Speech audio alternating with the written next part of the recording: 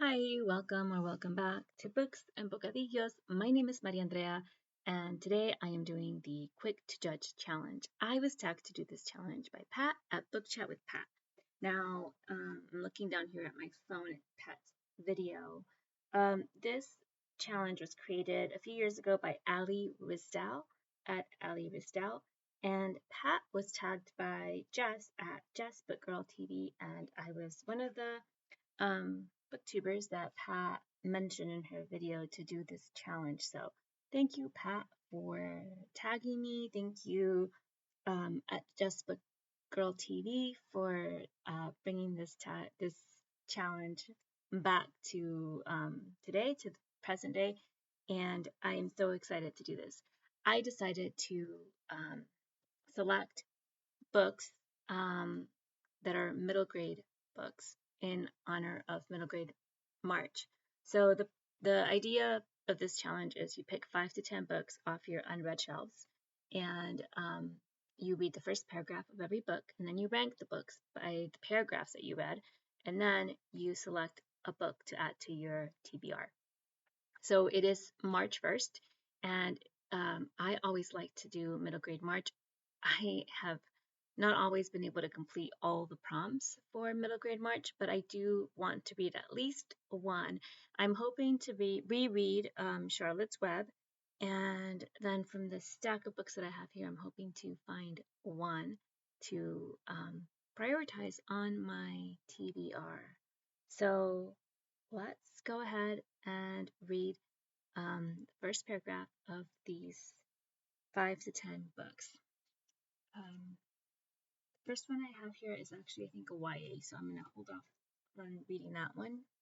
I picked, I think, 9, but I think one is, as I'm looking at it, I think it's more YA, so I'm going to set it aside and maybe look into it and save it for YA reading. So the first one I have is one I'm really excited about. I'm excited about all these books. I love middle grade. This is A Soft Place to Land by Janae Marks. And Janae Marks is the author of From the Desk of Zoe Washington. I love Zoe Washington. So I'm really excited for this book. So I'm not going to read any of the back or the flaps. I'm just going to go to the first paragraph. I bought this book because I enjoyed From the Desk of Zoe Washington so much. Okay, so this is chapter 1, and this is paragraph number 1. I may only be 12, but I've already fallen in love once with music, with film scores to be exact. That's it. That's a 2-line paragraph. Okay. Next, I have A Place at the Table by Sadia Faruqi and Laura Chauvin. This feels up my alley because it's foodie, and I love a foodie story. So I'm also excited. And look at this.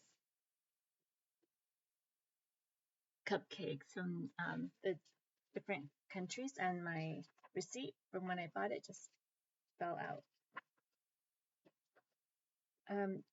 I didn't mention when A Soft Place to Land was published, but it was published in the last, I think, 3 years. This one was published in 2020.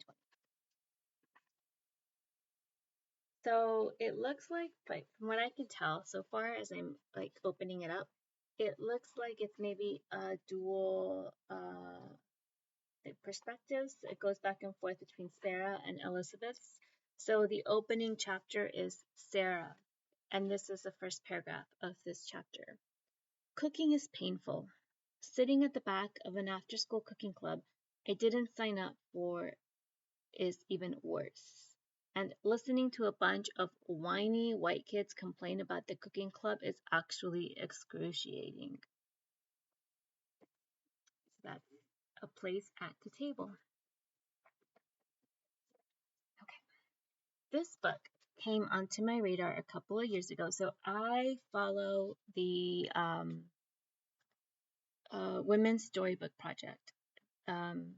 This is Women's Storybook Project is a nonprofit, that goes to women's prisons and helps them record books that then the women get to record in their own voices, and then the project helps mail these books that are read aloud by these women to their children who are at home. So it's tending to moms who are in prison, helping them connect with their children by recording story time kinds of books, bedtime stories, so that the kids can hear their moms read to them. And I think it's a beautiful mission, and I love to support them. And one way that I do so from time to time is I join their book club. I try every month, and sometimes I'm successful at reading, and sometimes I'm not. And in this case, I wasn't. So they always read fiction. No, they read nonfiction too. They read books about that talk about the criminal justice system, the prison system, and in the United States. And so this one was The Same Stuff as Stars by Catherine Patterson, author of Bridge to Terabithia. I loved Bridge to Terabithia. I didn't get to read this one with the book club when they read it. It was like an October pick, fall, maybe like 2 years ago.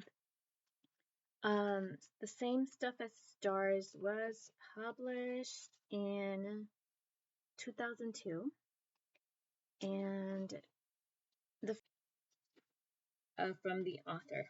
Okay. The Same Stuff as Stars. This is chapter 1. Wishing on a Star. When she heard the first yelp, Angel was at the sink washing the supper dishes. She thought the sound had come from the couple in the upstairs apartment beginning their nightly fight. She was late washing up, having waited supper, hoping that since it was Friday, Verna would get home in time for the three of them to sit around the table and eat together like a family. Okay.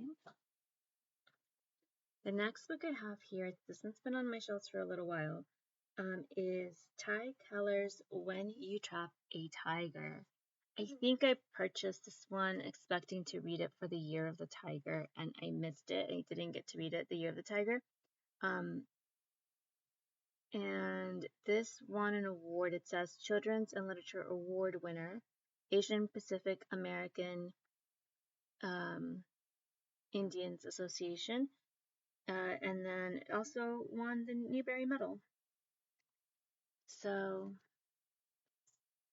one that's been on my reading list for a little while. Let's see, chapter 1. The first paragraph is one line. So maybe I'll read the first 2 paragraphs. I can turn invisible. It's a superpower, or at least a secret power, but it's not like in the movies, and I'm not a superhero, so don't start thinking that. Heroes are the stars who save the day. I just disappear. Okay. And then, okay, this one I was kind of trying to save for when the Bard Room with Melinda at Web Stories reads A Midsummer Night's Dream in the summer. So I was hoping to read this along with A Midsummer Night's Dream. And this is Midsummer's Mayhem by Rajani La Roca. Rajani La Roca has all these like different books that are kind of retellings or inspired by works of Shakespeare. And yeah, I really wanted to read this in conjunction. So I might be a little biased. I'll still read the first paragraph, but I mean, I could read it early, I guess. We'll see. Let's see how it goes. And it has a sweet illustration by the first chapter. Chapter 1, The New Neighbors. The song from the woods first called to me on a bright June morning while I sat on the back porch swing, rereading my favorite cookbook. I could only hear a few notes, a small taste of a half-remembered melody that meandered through the air, but I was instantly hungry to hear the whole thing and discover where it came from. I crossed the yard and stopped at the edge of the woods as the music drifted toward me like an irresistible aroma. I held my breath and stepped into the trees. Okay. The next one is also by Rejane La Roca, and it's also um, part of that collection of inspired by William Shakespeare, and this is Much Ado About Baseball. So this one was published in 2021, and Midsummer's Mayhem was published in 2019. Okay, chapter 1. Trish. Baseball is magic. Baseball is magic. Time stops between the instant the ball is released and when it makes it over the plate, between the whack of the bat and when the ball finally touches earth again. And this summer, I was holding on to that magic for dear life. It's like the illustration. This next one I found at I have a local indie bookstore that is that specializes in children's literature. So they carry all things from infant storyboard books to or like tactile books for young, very very young babies um, to YA. So you can get the whole gamut. They focus on like literature for children and juveniles. And this one is The Bluest Sky by Cristina Diaz Gonzalez, author of The Red Umbrella. And Cristina Diaz Gonzalez came to promote this book at that bookstore. And I went to go check it out. And I got an autograph from one of Cristina Gonzalez's other books. I bought some other books from her as gifts. So this was a couple of years ago. So this one was published in 2022. So chapter 1. The palm fronds rustled in the warm tropical breeze as I hunched down to take a sprinter's stance. My best friends lined up next to me. Our daily race was about to begin.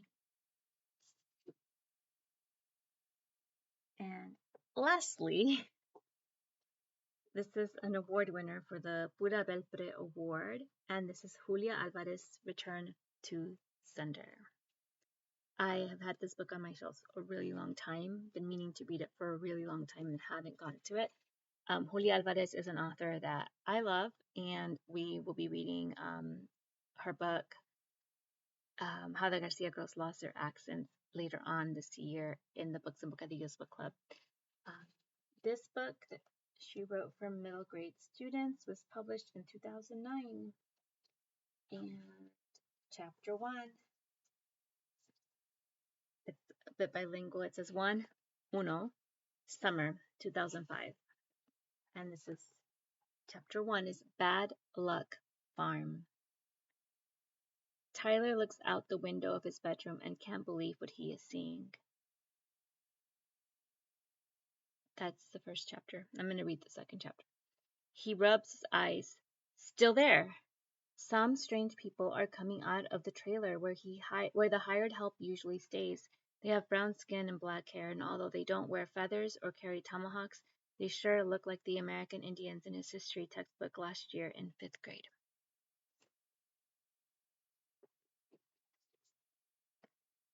So those are the middle grade books that I pulled off my shelf.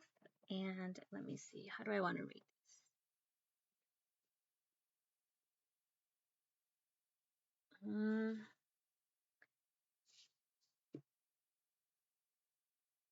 I think these Rajani LaRocca books are actually books that I would rather save for summer. So I'm going to put them down not because I didn't want to read it, but because I think I want to save them.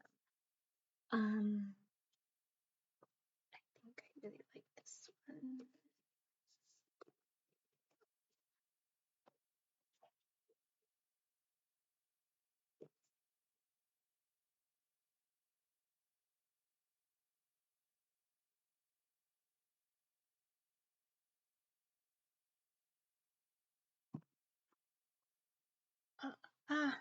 Okay.